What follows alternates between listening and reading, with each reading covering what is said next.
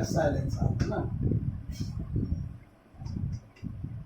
Relative permittivity of medium या dielectric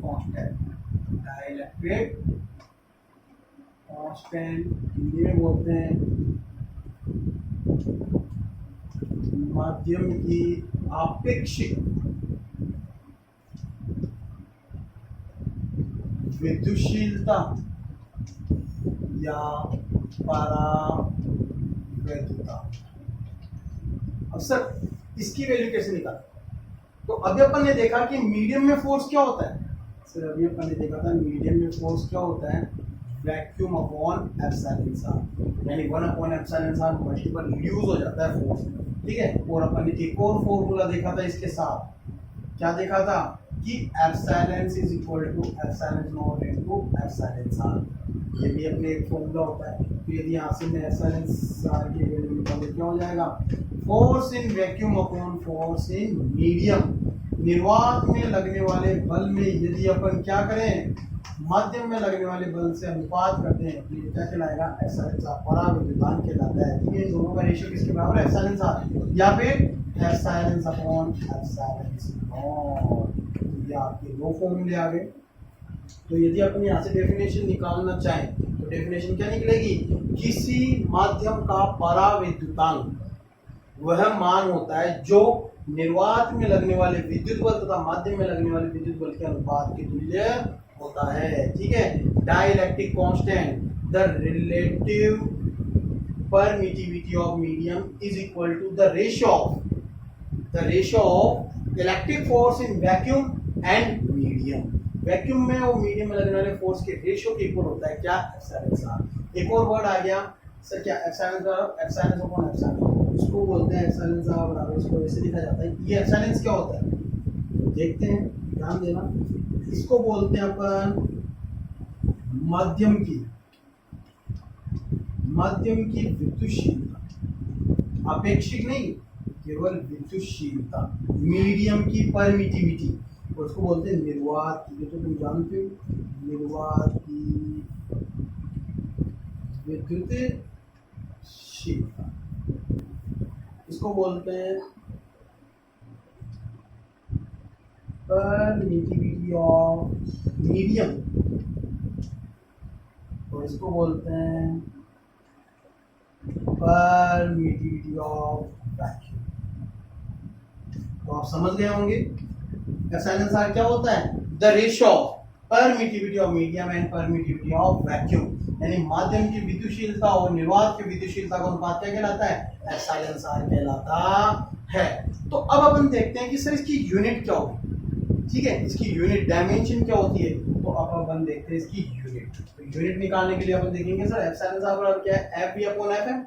ये भी फोर्स से फोर्स कट गया, तो ये क्या होती है, मात्रकहीन राशि है, ये यूनिट लेस है। ये क्या है, यूनिट लेस क्वांटिटी होती है।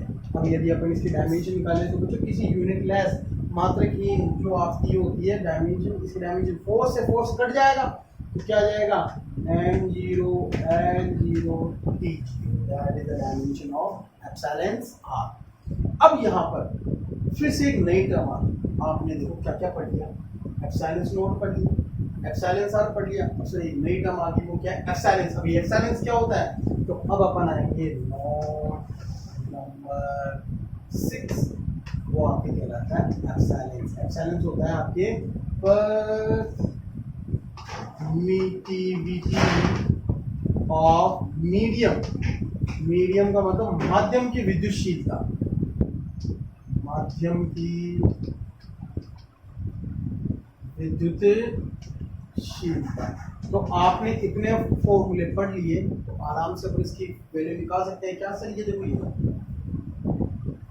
एप्सिलॉन बराबर क्या होगा, epsilon is equal to epsilon naught into epsilon R. यानी अब आप इसकी डेफिनेशन बना सकते हैं क्या, निर्वात की विद्युतशीलता तथा माध्यम की आपेक्षिक विद्युतशीलता का गुणनफल किसके बराबर होता है, माध्यम की विद्युतशीलता के बराबर होता है। यानी एप्सिलॉन नॉट और एप्सिलॉन आर का प्रोडक्ट एप्सिलॉन के इक्वल होता है। तो ये आपकी इसकी क्या हो गई, इसकी डेफिनेशन जो आप नोट्स से उतार लेना। अब आती है बात इसकी यूनिट, सर इसकी यूनिट क्या होगी।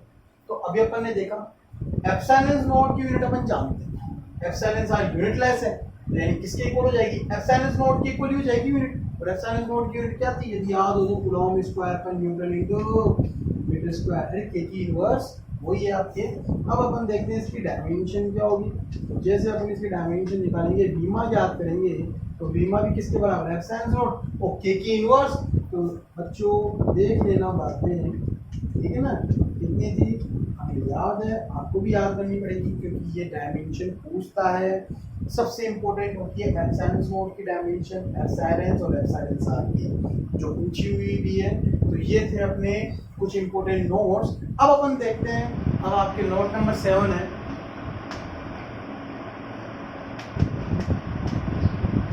डिपेंडेंसी ऑफ के की निर्भरता, यानी के किस किस पर निर्भर करता है, ये आपके सिलेबस में क्वेश्चन। तो आपने देखा कि नंबर 1 के की जो वैल्यू होती है ना, वो यूनिट सिस्टम के अकॉर्डिंग अलग अलग है। एम के एस में तो 9 × 10⁹ और सी जी एस में 1। तो किस पे डिपेंड करता है, यूनिट सिस्टम पे डिपेंड करता है, ठीक है। नंबर 1 यूनिट सिस्टम पे डिपेंड करता है, यानी ये मात्रक पद्धति पे निर्भर करता है, मात्रक पद्धति, ठीक है, पर निर्भर करता है, ठीक है। अब नंबर 2 अपन देखते हैं कि जो Q होता है ना, के ये मीडियम के अंदर 1/4 पाई एप्सिलॉन बन जाता है, यानी वैक्यूम में तो 1/4 पाई एप्सिलॉन नोट था, और मीडियम में क्या बन जाता है 1/4 पाई एप्सिलॉन। तो ये किस पे डिपेंड करता है, डिपेंड अपॉन मीडियम, यह माध्यम पर निर्भर करता है। तो ये आपकी क्या हो गई, डिपेंडेंसी ऑफ के, जो अपने सिलेबस में है। अब अपन देखते हैं, अभी मैंने आपको एक बताया था एप्सिलॉन, एप्सिलॉन बराबर क्या था, माध्यम की विद्युतशीलता, यानी permittivity of medium. It is also known as, इसको माध्यम की निरपेक्ष विद्युतशीलता भी बोलते हैं। इसको माध्यम की क्या बोलते हैं, निरपेक्ष विद्युतशीलता बोलते हैं, एब्सोल्यूट परमिटिविटी ऑफ मीडियम, यानी मीडियम की एब्सोल्यूट परमिटिविटी, निरपेक्ष विद्युतशीलता एप्सिलॉन कहलाती है, जो किसके बराबर होती है, एप्सिलॉन आर। तो इसको ध्यान रखना, न्यूमेरिकल में कई बार पूछ लेता है। अब अपन नोट नंबर 8 पे आते हैं। नोट नंबर 8 जो अपने हो सके तो लास्ट नोट होगा, वो क्या है कि Coulomb force in vector form, Coulomb force in vector form, यानी सदिश रूप के अंदर, सदिश रूप में कूलॉम का बल क्या है, सदिश रूप देखेंगे इसमें, ठीक है। तो ये न्यूमेरिकल में बहुत काम में लिया जाता है। तो बच्चों ध्यान देना, आपके जब भी सिलेबस के अंदर या फिर पेपर के अंदर जो क्वेश्चन आता है वो इस प्रकार आता है, जैसे ध्यान देना, नंबर 1 Q1 × Q2 > 0। तो बताओ नेचर ऑफ फोर्स कैसा हो, ठीक है। तो यहाँ पे क्या पता चला कि Q1 और Q2 का दोनों का मल्टीप्लाई 0 से बड़ा है, यानी दोनों जब प्लस की होती है तब भी वैल्यू क्या होती है, 0 से बड़ी होती है, और जब दोनों वैल्यू माइनस की होगी तो माइनस माइनस प्लस मल्टीप्लाई होते हैं तो 0 से बड़ा। यानी ये कैसे चार्जेस हैं, ये लाइक चार्जेस हैं, ये मैंने पहले भी बता दिया था, यानी ये सजातीय आवेश है। कैसे आवेश हैं, सजातीय आवेश। वो सजातीय आवेशों के बीच में कैसा बल लगता है, प्रतिकर्षण बल लगता है। तो यदि आपके क्वेश्चन आए ऐसा वेक्टर फॉर्म पूछे, जैसे आप वेक्टर के अंदर इसके क्वेश्चन न्यूमेरिकली सोल्व करोगे, तो जैसे आपको ये बता रखा है कि मान लो Q1 और Q2 चार्ज है जिनके बीच की डिस्टेंस r है, तो इनके बीच में जो फोर्स लगेगा वो वेक्टर फॉर्म में क्या होगा, k vector equal to k Q1 Q2 upon r², और यहाँ पर साथ में होगा इसकी डायरेक्शन जो किससे दी जाती है, यूनिट वेक्टर, जो क्या होती है r कैप। तो आपने देखा कि Q1 Q2 अपॉन r², यहाँ पर जो r कैप वो किसका है, बस का।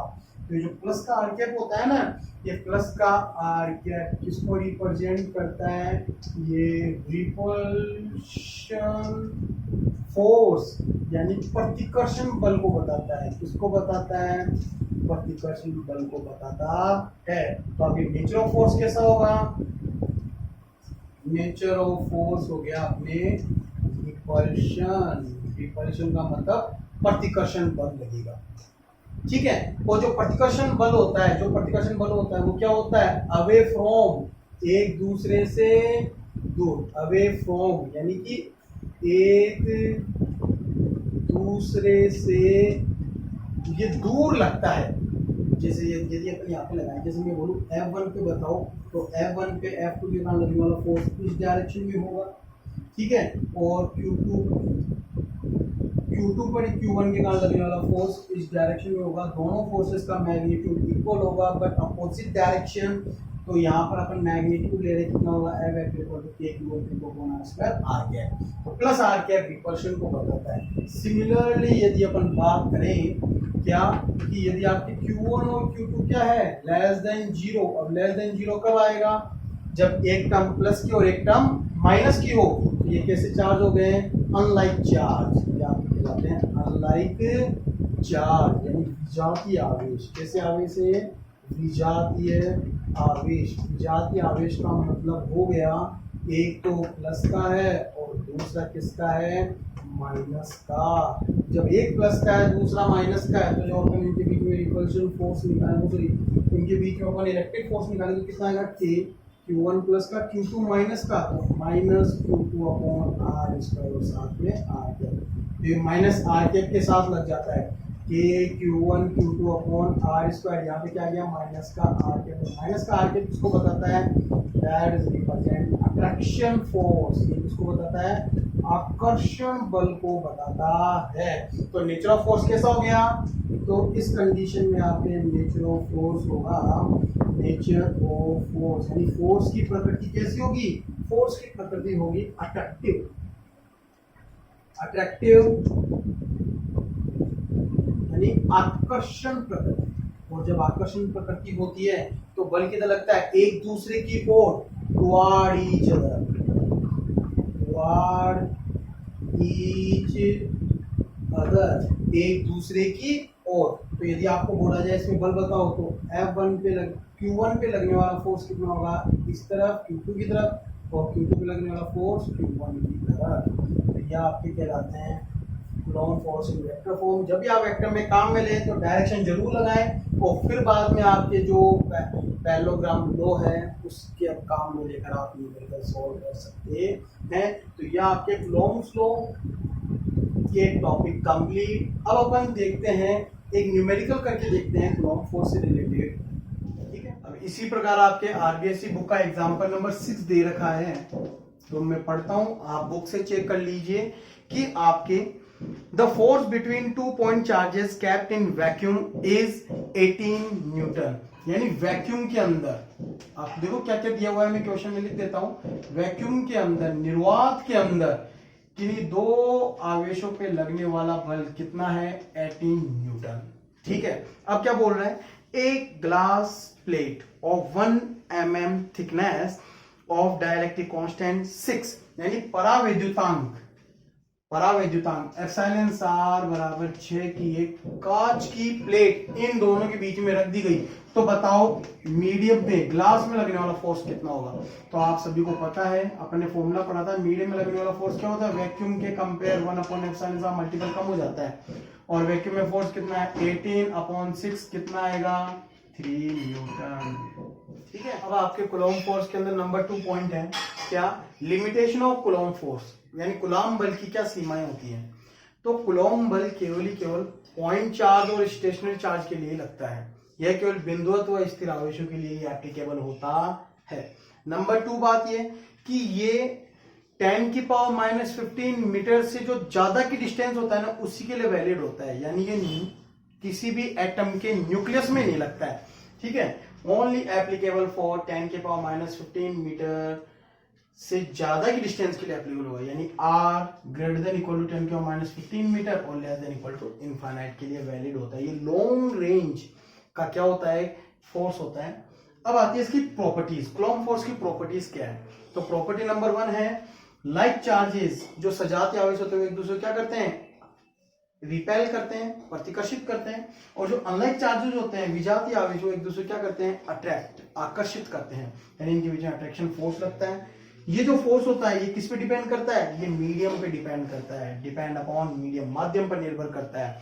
ठीक है। Number 3, it is a centre force, जो इलेक्ट्रिक फोर्स होता है सेंटर फोर्स होता है। सर सेंटर फोर्स का मतलब, सेंटर फोर्स का मतलब ये होता है कि यदि ये Q1 और Q2 चार्ज है तो इन दोनों को मिलाने वाली लाइन के अलोंग इनके ऊपर फोर्स लगेगा, या तो अवे या टुवर्ड, यानी इनके बीच में लगने वाला वो जो फोर्स होगा ये हमेशा इन दोनों को मिलाने वाली जो लाइन होगी, द जॉइनिंग लाइन, उसी के अलोंग इन पे एग्जिस्ट करेगा। ये केंद्रीय बल की प्रॉपर्टी कहलाती है। ठीक है। नंबर 4 है ओबे इनवर्स स्क्वायर लॉ, ये दूरी के वर्ग के नियम की क्या करता है, दूरी के वर्ग के व्युत्क्रम नियम की पालना करता है। नंबर 5 है ओबे Newton third law of motion, यह गति के तृतीय नियम की पालना करता है, जो अपन क्या कहलाता है, action reaction. Sir action reaction कैसे, यानी जितना फोर्स Q1 पे इस तरफ लगेगा उतने का उतना फोर्स इसके अपोजिट डायरेक्शन पे Q2 पे लगेगा। तो एक्शन रिएक्शन लॉ को क्या करता है, फॉलो करता है, जो अपन आगे भी इसको प्रूव भी करेंगे। नेक्स्ट है आपके ये कंजर्वेटिव फोर्स होता है, ये संरक्षी प्रकृति बल होता है, यानी यह बल क्या होता है, इसकी खासियत बात होती है कि जब A से B तक अपन किसी चार्ज को घुमाकर लेके जाएं, सीधे के सीधे लेके जाएं, या फिर किसी भी पाथ से यदि अपन लेके जाएं, तो इन तीनों पाथ में किया गया जो वर्क होगा ना, इन तीनों पथों में किया गया कार्य होगा ये समान होगा। ये एक संरक्षी बल की प्रॉपर्टी कहलाती है। तो ये कंजर्वेटिव फोर्स होता है। आपके नेक्स्ट है electric force between two charge does not depend upon presence of third charge, किन्हीं दो आवेशों के मध्य लगने वाला जो विद्युत बल होता है ना, वो कभी भी तीसरे आवेश की उपस्थिति पर निर्भर नहीं करता। इसका मतलब ये हुआ, जैसे मान लो ये आपकी Q1 चार्ज है, ये Q1 आवेश और ये Q2 आवेश, ये इस पे बल लगा रहा है, 1 पे लग रहा है 2 के कारण तो F12 बोल देते हैं, ये इस पे लगा रहा है 2 पे लग रहा है 1 के कारण तो F21 बोल देते हैं। तो इन दोनों के मध्य, इन दोनों के बीच में आपके फोर्स लग रहा है। अब आपने क्या किया, यहां पर एक Q3 चार्ज प्लेस कर दिया। जब आप Q3 चार्ज प्लेस कर दोगे, इन दोनों के बीच में Q3 चार्ज प्लेस कर दोगे, तब भी ये दोनों फोर्स लगेंगे। तीसरे चार्ज की प्रेजेंस का इन पे कोई इफेक्ट नहीं पड़ेगा, केवल इफेक्ट सिस्टम के टोटल फोर्स पे पड़ेगा, वो सिस्टम पे पड़ेगा। सिस्टम का मतलब इन तीनों चार्जेस के ये स्टेबल होंगे या अनस्टेबल, इस पे डिपेंड करेगा, बट इनके बीच में ये फोर्स तो लगेगा। यानी यदि किन्हीं दो व्यक्तियों के बीच के अंदर कोई तीसरा व्यक्ति आ जाए तो अपन उस दूसरे व्यक्ति को नहीं देख पाते हैं, परंतु यहाँ पर चार्ज में इलेक्ट्रिक फोर्स लगेगा। यानी यदि उनके बीच में कोई तीसरा फोर्स चार्ज आ जाए तो उनके बीच में लगने वाला फोर्स अनचेंज रहेगा। तो ध्यान रखना, बड़ी इंपॉर्टेंट प्रॉपर्टी है। ठीक है। एक है कि जो इलेक्ट्रिक फोर्स होता है ना, ये अपने फंडामेंटल फोर्स है नेचर का। फंडामेंटल फोर्स आपने पढ़ा है कि फंडामेंटल फोर्सेस 4 होते हैं। ठीक है। आपके strong nuclear force, weak nuclear force, आपके इलेक्ट्रोमैग्नेटिक फोर्स, और एक होता है आपकी ग्रेविटेशनल फोर्स। तो इलेक्ट्रोमैग्नेटिक ये इलेक्ट्रिक फोर्स से होता है, जो फंडामेंटल फोर्स है। तो नेचर के अंदर मैक्सिमम जो आप पढ़ते हो ना, जो छोटे टाइप के फोर्स होते हैं, जैसे आपने असंजक बल पढ़ा होगा, एडहेसिव फोर्स, डिफरेंट टाइप के मेटेरियल्स के बीच में जो अपने अट्रैक्शन फोर्स होता है। संसर्जक, समान मेटेरियल के बीच में जो अट्रैक्शन फोर्स होता है। ठीक है। घर्षण, फ्रिक्शन, जब अपन चलते हैं तो फ्रिक्शन के कारण चार्ज जनरेट होता है, जिसका अट्रैक्शन फोर्स जनरेट होता है। शान बल, विस्कोस फोर्स, ठीक है, ये सभी किसी नेचर के फोर्स हैं, ये इलेक्ट्रिक नेचर के ही फोर्स हैं, इलेक्ट्रिक फोर्स के ही एग्जाम्पल है, इन्हीं से इनको समझाया जाता है। तो ये आपके थी कूलॉम फोर्स, इलेक्ट्रिक फोर्स की प्रॉपर्टीज। अब अपन आगे इसके वेक्टर लॉ और सुपरपोजिशन थ्योरम पढ़ के इसके कुछ न्यूमेरिकल्स करेंगे, जो आगे बड़ा इंपॉर्टेंट टॉपिक आने वाला है। तो ये सारे टॉपिक आपके लिए बड़े इंपॉर्टेंट है, इन पे ध्यान दीजिए। ठीक है।